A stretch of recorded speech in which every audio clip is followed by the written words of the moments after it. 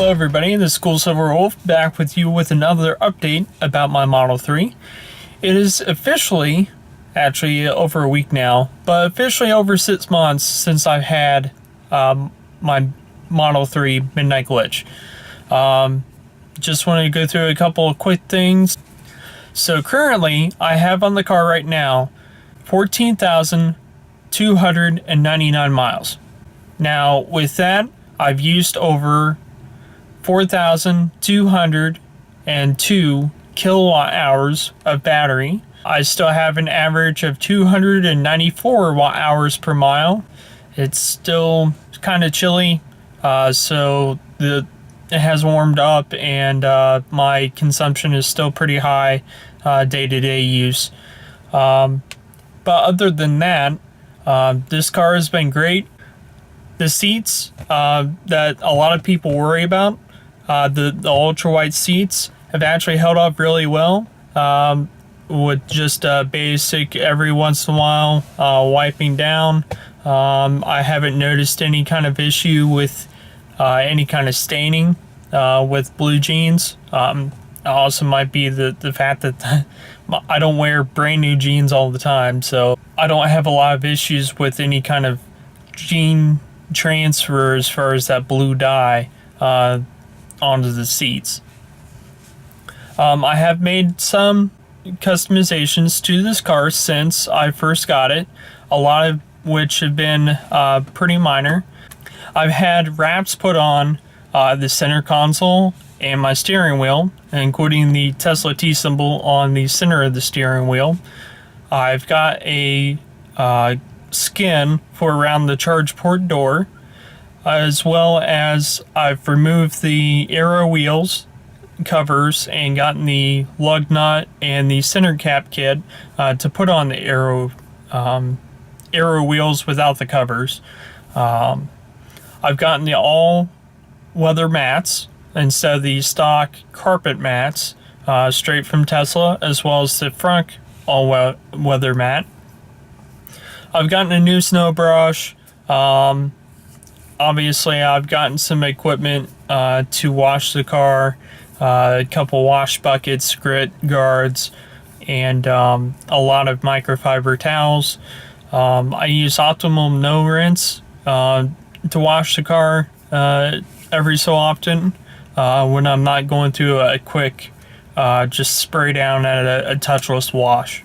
Now, another thing that I like to bring up with this update is the overall cost to the car. So I do have obviously a lot that I pay for the car, and that's going to vary based on whatever model you pick. And there's other things that might also affect how much a Tesla would cost you. So far as the 6 months have passed, I basically had about $600 in electrical charging. That would be at home, supercharging, overall. Now, for over 6 months of owning the car, that is actually a really good cost. If you factor in where I live, which is Ohio, we have cheaper gas prices than some of the other states. But trading in my old vehicle, obviously it was a gas-powered car, and I had taken a look at what my cost was from that date that I traded in for an entire year before. I had roughly about $2,500 as far as overall usage in gas alone for my older car for that prior year. Now, factor in the change from gas to electric, $600 for 6 months. If I happen to drive a little bit more, I factor that in a little bit. But if you basically, for a full year, $1,200 for charging a Tesla Model 3 for the miles that I drive, versus the same miles that I got with my older vehicle, which was $2,500 that's a pretty significant savings. Now, I had factored that in when I had decided to purchase this car, because that is actually going towards the budget I have for the payment of the vehicle itself. So overall, switching from a gas car to an electric car is going to save you money, but it's also going to allow you to buy something a little bit, I guess, more pricey if you want to do that. You can always buy an electric vehicle that doesn't cost as much as a Tesla. You can always buy a Leaf, or even a hybrid. And you can buy a hybrid, you'll get some cost savings there with the gas usage, and that could go towards a brand new car. If you've never had a brand new car, that's one way you can do it. Now, out of the charging itself, I've only been to like 10 different superchargers so far. Mostly within Ohio, mostly just around the area. I haven't really reviewed any of the supercharging spots just yet for you. I've kind of hinted at that here or there with the couple of the other road trip videos, short trips that I've done. I haven't done any kind of, long multi-day trips or anything else. But that's something I might do here eventually. If that's something you're interested in seeing, let me know. I'll be happy to do it for you. Another interesting statistic as far as the charging of this vehicle, it's been plugged in and charged for over about 30 days, about 35 days almost now, as far as the total charge time. So over 6 months, it's only been plugged in for about a month, but that's been overnight, or that's been at stops where you're sitting down and having something to eat or anything else. Take a look at how much time you spend at a gas station, as far as you pull in, you have to stop, get out, full with the pump, put your card in or walk in and pay. There's a couple minutes. Then you're standing there and just waiting for the thing to fill up. You're spending about 15 minutes just to fill up. And you might do that a couple times a week, depending on the type of car you have, maybe less than that. I know I was filling up about every 4 days. So if you think about that, if you're also stopping and get something to snack on at the same time, after you've filled up, make that 20 minutes. So 20 minutes every 4 days, basically, 5 times in a month almost. It can add up. Over 6 months, that's a couple hours. Now, a lot of people are thinking, well, your car's been plugged in for a month, and you're saying that the time that I spent at a gas pump and a gas station is that much different. Well, it is, because I just walk out the door, get in the car, and I go. I've already got a full battery charge when I leave in the morning. I don't have to stop anywhere. I don't have to stop anywhere on the way home. I don't have to worry about it. That's time that you're spending throughout your day to stop, fill up, and go. That you've, a lot of times, if all you do is have your commute back and forth to work, or errands throughout the day. Now that's about 2 hours worth of time that you could be doing something else over a course of a month just in filling up. With an electric car, unless you're going on a long trip and need to supercharge, in which you're already going to be spending time taking breaks and getting snacks and doing whatever else. But that's 2 hours worth of your time that you could be doing something else over a course of a month, and that might be worth it to you. That could be another nap. Just saying. So back to another thing with my Model 3. Over the 6 months that I've owned it, I got insurance coming up again. Basically, that's about $380 for the 6 months.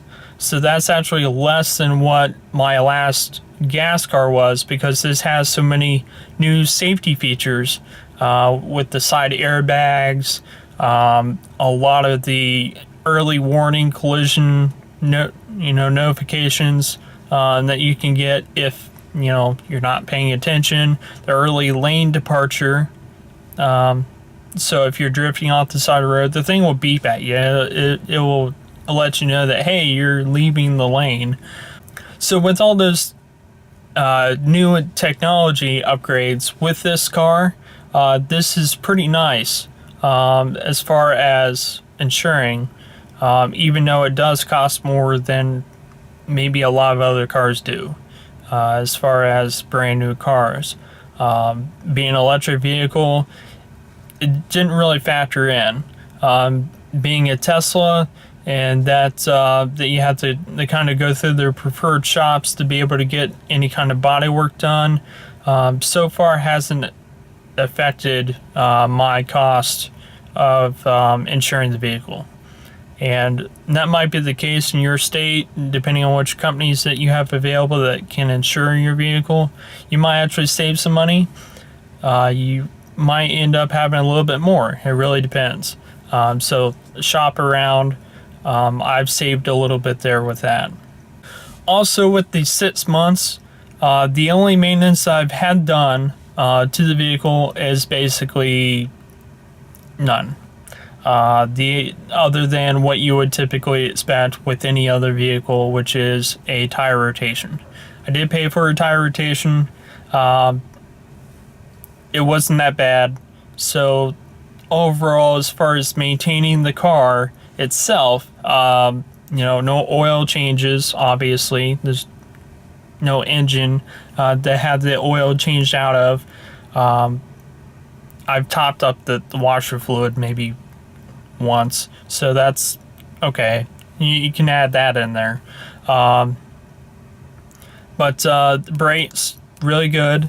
There's very little wear on those, and I pretty much would think that over the course of the next couple of years that I probably want to replace those, for at least 4 to 5 years, just based on how they look still. And over 6 months, with 14,000 plus miles, that's pretty good. Some cars, you would actually have to replace the brake pads like once a year, maybe twice a year, depending on, again, your driving style, where you're driving, if you're constantly, start-stop traffic, up and down hills that you're requiring to, slow down faster. The brakes are gonna basically be okay on a Tesla, just because, or any EV, because the regenerative braking that it uses to slow down the car, you're not using that physical brake pad and the rotors as much. Overall, this is, again, just a quick update to my car. If you have any other questions about the car, how I enjoy it still, anything else, I did happen to buy the full self-driving package with the car just a couple weeks ago when the prices were kind of reduced. Thank you, Tesla, for doing that temporarily, even though the price has gone back to the previous. I would have bought this full self-driving anyway, even after a couple of years. But being that there's going to be newer features coming out, I already got that purchase, and any new features that do come out, I'll be doing videos on those and showing you how that works. With the full self-driving upgrade that I got, I should have the version 3 autopilot computer that will be swapped into the car someday when they start doing that, and that would also enable the car to do a lot of the additional features that they're going to be releasing over the next year or two for that full self-driving package. It's not autonomy. It's not going to do everything for you. You can't take a nap, but it's driver assistance. Basically allow me to have a more friendly driving experience. Again, you have to pay attention to everything the car is doing.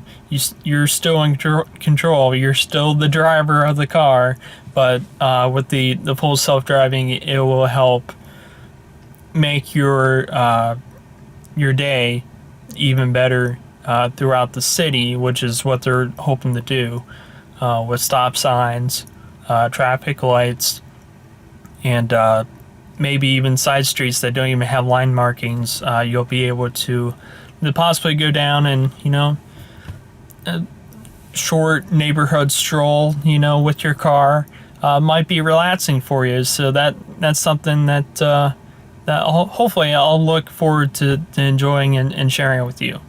So again, thank you very much for watching. I do appreciate it. Again, I am getting a few comments here or there, and I enjoy it. If you do have any questions, let me know down below. Hit the like button, and be sure to subscribe. If you want to get notified when I get a new video up, hit the bell, because that way your YouTube app will be able to let you know, hey, there's something new, go check it out, and you'll know right away. Other than that, thank you very much, and have a great day.